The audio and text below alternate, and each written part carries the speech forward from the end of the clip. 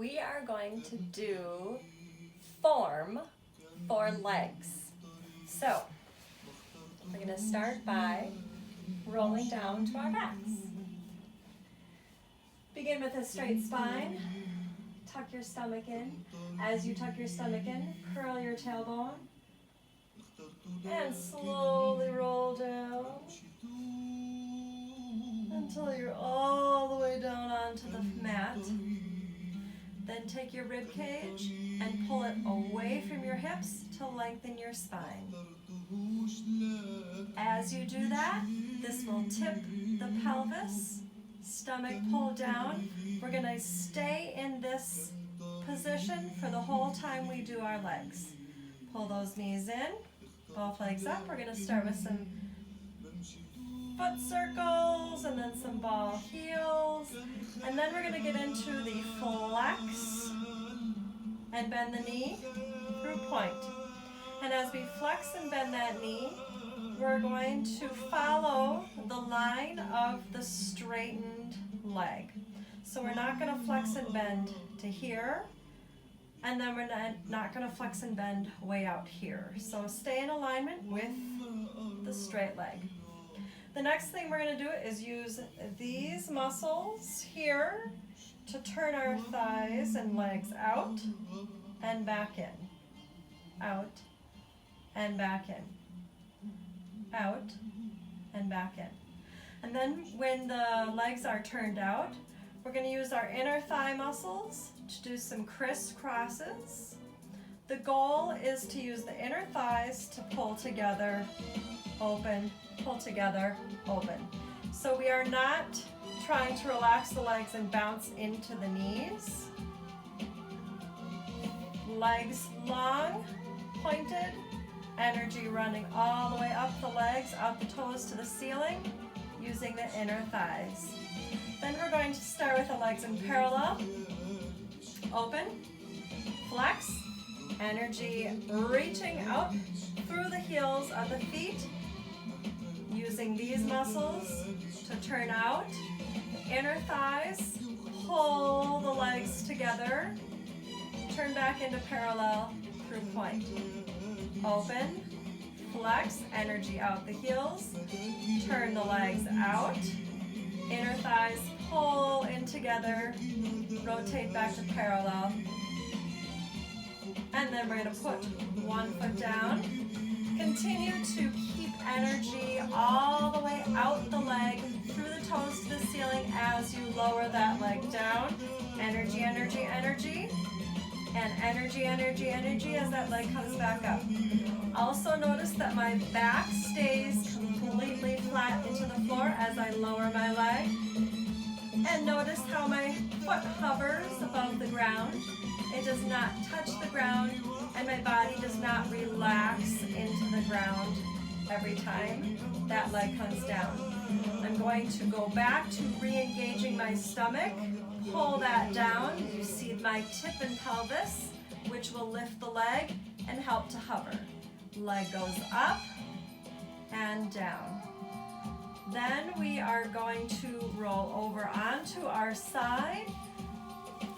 On our side, we are going to have our top hip in alignment with our bottom hip, so it comes straight up.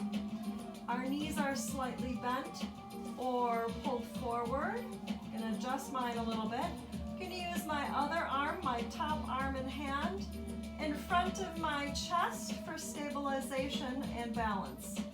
We're going to open that top knee up and close, open up and close. Notice that when I open up, I do not pull that top hip back towards the floor like that. So I stay within my body's range of motion to do the clamshell. Next, I'm going to pull that knee forward, open up, straighten the leg, and come down. I'm going to pull forward with that knee, and when I open up, I'm going to actively push my hip forward. That top hip pushes forward. I engage my thigh and my glute to push that forward. So what I do not do is this. I do not let that top hip pull to the floor. I activate those muscles and push the hip forward. When I straighten the leg, notice it's at a diagonal and it's not pointed up to the ceiling because that will pull my top hip back to the floor. So you want to stay in alignment using this front hand for stability, lower down. I'll show you the proper way again. Pull the knee forward, rotate open, actively pushing forward. Leg extends, energy out the foot, the toes, and lower down. From here, we are going to get up onto our elbows and knees. I'm going to start by having my knees connected and straight down from my hips. My elbows are going to come down to the floor, straight down from my shoulders. And then I'm going to make sure that I don't sag my neck, head, and rib cage to the floor. I'm going to actively push my elbows into the floor, push my upper back towards the ceiling, create space between my ear and top of my shoulder. I'm going to make sure that my spine remains straight, my stomach pulls in so that I don't sag my stomach and lift my tailbone in this position. So activate your stomach, pull that in, straighten your spine out long. We're going to start with one leg back. Notice that the leg is in parallel. I'm going to feel like I'm lifting my heel to the ceiling and back down to the floor. Heel to ceiling, back down to the floor. The muscles you're activating are below the gluteus, down to behind the knee. So activate those muscles. Energy nice and long, starting from the hip all the way out through the toes, away from you. When I'm up here, I make sure I don't go too high, which will curve my back and hurt my back. So keep your back straight. Again, work within your body's range of motion. Then we're going to touch down at a diagonal and back up. So when I'm lowering like this, you can choose to hover. If you do touch, don't relax into the touch. Keep everything active, pulled in and tight. Okay, but when we touch over to the center or to the side, you can hover or touch the floor. Then I'm going to come back up to where I started.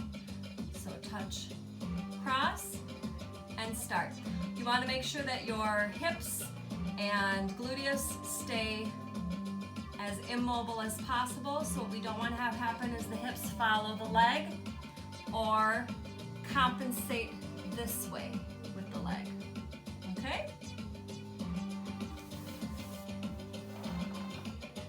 I think we're ready.